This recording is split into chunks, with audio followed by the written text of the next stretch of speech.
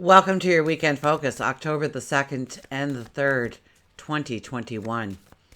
My name is Tilly. This is Tarot with Tilly. Thank you. Thank you truly for all of the positive, loving, supportive energy you send my way each and every day. I love you right back. Guys rock. You're incredible. We have the two energy. The two energy is about looking within, understanding ourselves a little bit better, a little bit clearer. Understanding what makes us tick, why we do the things we do, why we say the things we say, why.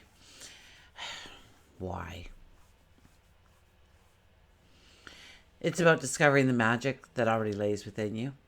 It's awakening dormant parts sometimes of our creativity, our intuitiveness, our talents, our abilities. It's like trying something for the first time and it feels like you've been doing it all your life just after a couple of hours doing it, or perhaps even minutes. If we do the numerology of the day for Saturday, it would be an 8 energy. Our courage, our strength, our integrity are all very important under the 8 energy. It's a very infinitive number. It's one of the few numbers that touch, so it doesn't end. So a lot of things that we can start now doesn't look like it'll be for eternity. It's going to be in our lives for a long time. So if you told somebody you'd be watching their dog for the weekend or their cat for the weekend, it could turn into you're going to own that dog or cat by the end of the by the end of the weekend. Things come into our lives where we think they are just going to keep on going right through, and they tend to stick under this kind of energy.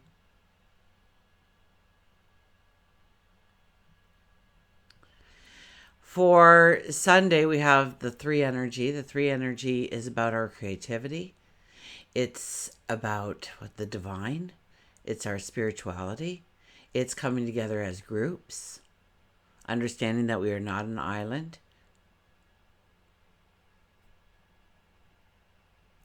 And if we do the numerology of the day, it would be a 9.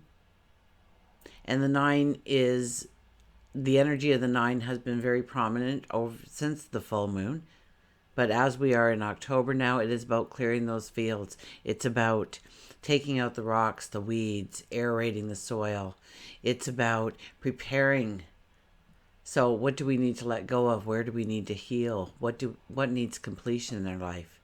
What do we carry with us from moon cycle to moon cycle to moon cycle that we need to finally look at, focus on, and remove it from our path going forward?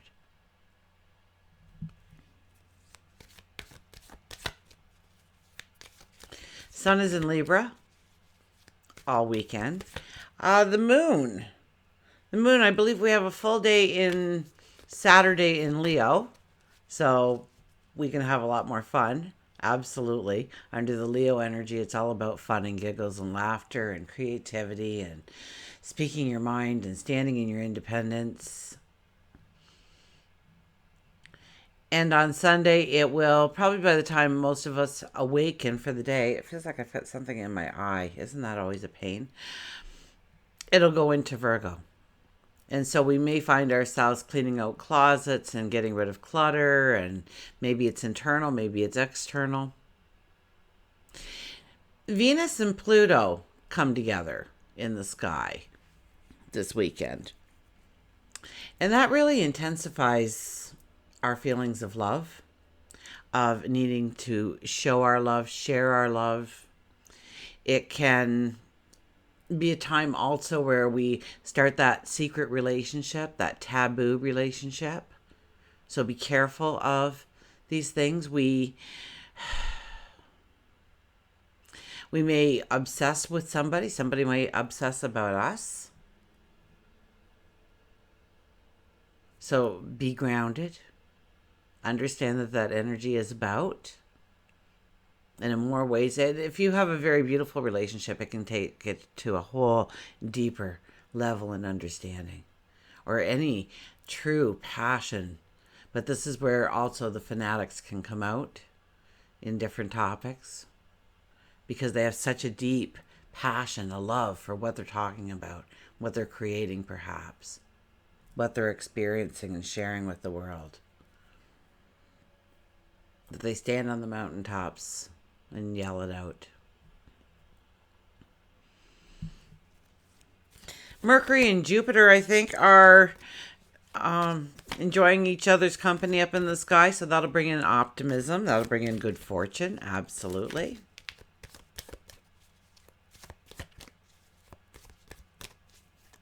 Okay, let's go to the cards. My eye is driving me nuts, so I hope I'm not blinking a mile a minute, but I'm going to try and stop touching it, because all you're doing right now is you're saying, stop touching it so much, Tilly. Justice shows up. Well, we haven't seen the Justice card in a while. So this tells us to ask ourselves where our focus is. Make a commitment to ourselves. Affirm that we are going forward in a way. Circle a date on a calendar. Write down the date. Write down the time. When you'll hit that goal, when you'll reach that success. This is about making a commitment to yourself. Giving yourself your focus 110%. This is about cutting away the things that no longer have value or hinder your success. This is where we can tear down barriers and move forward with the strength. We have the Seven of Wands. The Seven of Wands is standing in your truth. The Seven of Wands is saying, this is who I am and this is where I'm going, and I want you to come with me. But if you don't want to come, bye.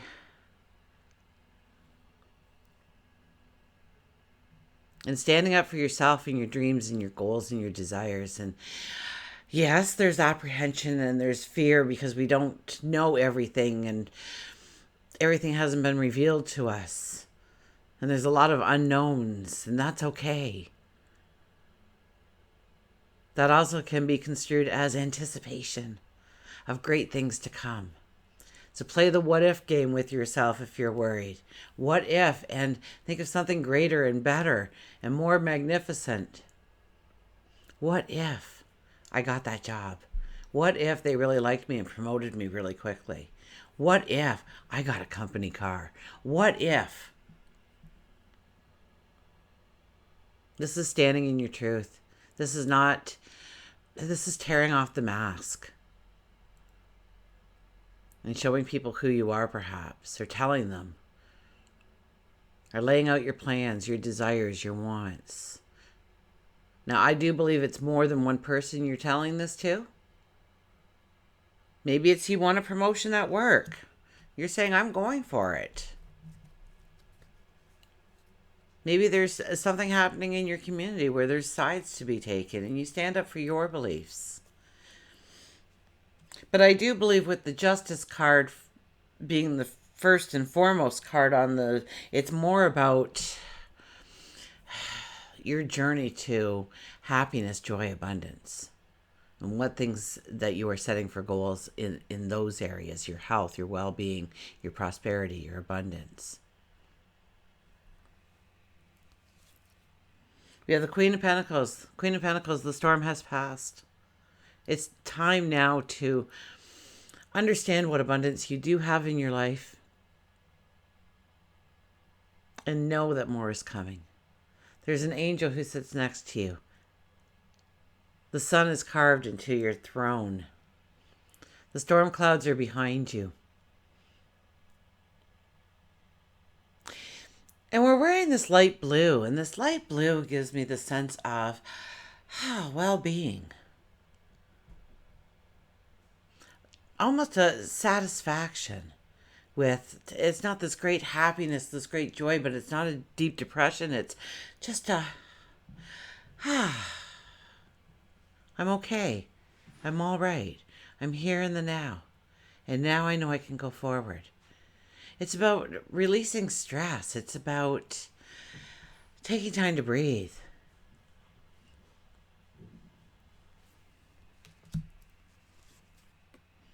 Seven of Cups is back again. Choose wisely. Don't jump into any kind of commitments right now. If you can avoid signing that contract, wait until you can read all the fine print. Trust me, all those cups look so great from the bottom, but inside of them, the tops that we can't see, some of it shows wonderful things and some of it shows misery and sadness. So we want to make sure we're saying yes to what we're saying yes to and no to what we're saying no to. And we're going to research different things that we think, maybe I'll start doing this. Maybe I'll start my own home-based business and I'll focus it on this and start doing the research on it, investigating it, digging a little deeper. Is this something that is practical for me? Can I do it? Do I have the time, the energy, the resources? And if not, what's standing in my way? What can I remove from my routine, my lifestyle now, in order to incorporate this into my lifestyle? But think it through. This is not a time for great decisions. This is a time to look within and understand your truth. You'll be able to base your decisions on your inner knowledge, because your inner knowledge will ask you to go out into the world and investigate, ask questions.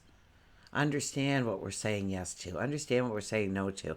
It's like saying yes to a job offer and then finding out that you forgot to ask how much they're paying you and it's minimum wage. And wow, is this job hard? And I signed a contract for a year. And I have to pay them money if I go too early because they're giving me all this stuff to use. And I'm stuck here for a year now till I can go elsewhere. Read the fine print. Make sure you're saying yes to what you truly want to say yes to. Your daughter-in-law shows up and says, I just need someone to watch the kids once in a while because I'm thinking of getting up like a little part-time job or something just to get out of the house. And next thing you know, you're going 6 days a week with the grandkids. And maybe that's the best thing in the world for you. Maybe it takes you away from the focus of your life, your goals, your dreams. And we have the Eight of Cups back again. The Eight of Cups says, yes, we know we have to move away from some things that we like in our life, we even love in our lives, in order to branch out into new experiences, in order to step closer towards the horizon of our tomorrow. And no, there's not a lot of clues to what's out there. But we make a peace with it. It's like you have a job and you're on the first floor and you've been working there for 5 years and you love everybody and everybody loves you and somebody brings the donuts on Friday and blah, blah, blah. It goes on. And all of a sudden you put in for that promotion and you got it and you got to go to the 5th floor. You don't know anybody on the 5th floor. You have to leave all your friends. This sucks. But in order to move forward in your path towards your goals, your dreams, your successes, that you must make this step. You must move away from all those friends on the first floor. You'll see them in passing.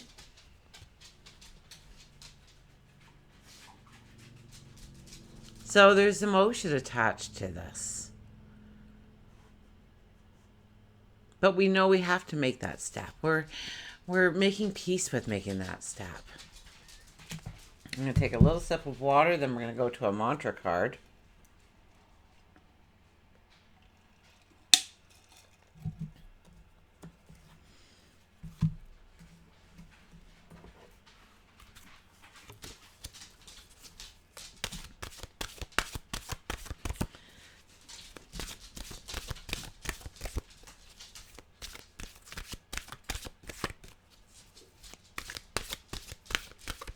Well, they really wanted a good shuffle there for this weekend. Okay, let's see what we have here. We have resilience, rise above the tribulations. Part of life, bumps in the road, hurdles, mountains, walls that somehow we have to navigate through. Storms we have to navigate through. Resilience, rise above the tribulation. Oh, Milo's getting right into coming up for his visit here. Yes, because you're a good boy. Yeah.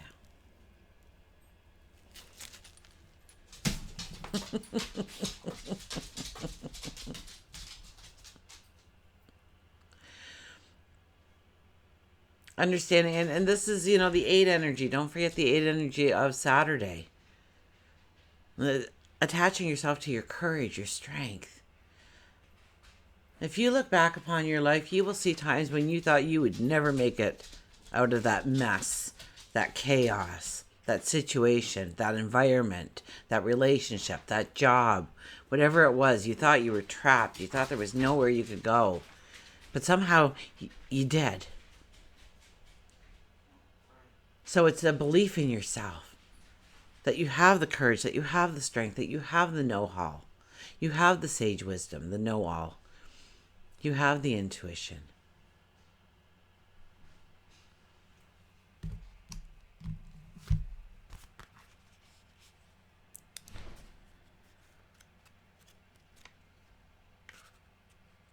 Resilience, where are you in the book?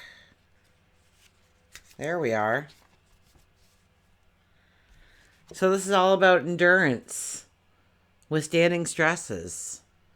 So it's not what happens to you, it's how you manage what happens to you, how you deal with what happens to you, how you engage with it or don't engage with it. Very much about writing the narrative. You can recover quickly from life's changes, misdeeds, a bad ordeal. This is about facing life's adversities with courage, with patience, in such a way that you will come through unscathed, better and stronger for the experience. It could mean recovery from an illness or being rejected by a loved one. This will take compassion, determination, and strength, and you will not be defeated. The resilience of the human spirit and the validity of love inhabits us to rise above our tribulations and fly again and again. Accept your reality in a positive light. Make it the best it can be. The mantra is, I have the strength to quickly rise above my problems. So, a couple of days ago, I had somebody come at me, and you could just tell that they wanted me to get angry. They wanted me to explode. That was their intention. And so they started, and then they... and it was my narrative. I wasn't going to just react. I took a step back, and I thought, okay, so we want to fight. So I'm going to smile. I'm just basically going to say, I like you, so don't worry about it. Everything's cool. Whatever. Not a biggie. Let's move on. Which further infuriated them because they wanted the fight. And you're going to find that in life over and over again. You know it. I know it. Sometimes somebody's just having a bad day and you just happen to be the next person. I remember a customer going off on somebody, and I said, it didn't matter. It didn't matter if you were the girl at, the convenience store, or the girl at the gas station, or the girl. He just needed to lash out at a girl, and you just happened to be the next girl he saw. So you took one for the team. Nothing. It wasn't personal. So try not to take things personal. Because when you make it personal, when you make it about you, that's when the emotion gets in there. That's when the anger and the rage starts bubbling up. That's when you're going to put them in their place. And under this kind of energy, it's not going to work out well. So you want a loving approach. You want a sensible approach. You want a practical approach to the things that you're dealing with. Let's get an animal card, shall we? I don't know who that was for. I think it was for the collective, really.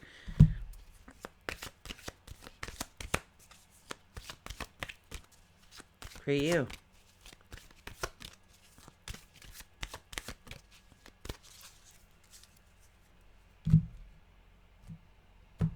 Okay, our animal today for the weekend, I guess, is, oh, look at this. The swan appears. See the beauty around you and definitely within you. So my longtime viewers must be singing by now. Let's go to Swan. Just when I pull it, I automatically start smiling. It's just a sunbeam kind of card. So, and this weekend is one that, what am I looking for? Swan. This weekend is one that will bring in optimism and generosity and good fortune and love, but at very intense levels. So, this is a weekend to celebrate you while this energy is so high. Because even if you have an extremely hard time, it'll be easier under this energy to love you for just a second or two. To take time to turn it within and saying, hey, I'm pretty good. When you boil it all down, I'm pretty good. We're human. We have flaws. We're supposed to.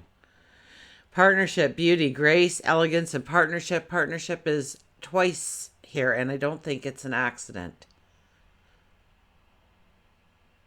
It's partnerships and love, and with, I think it's Venus and Pluto, I believe.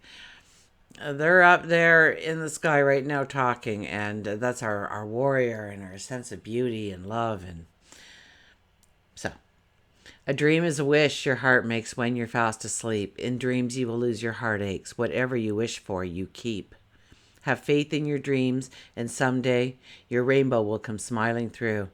No matter how your heart is grieving, if you keep on believing, the dreams that you wish will come true.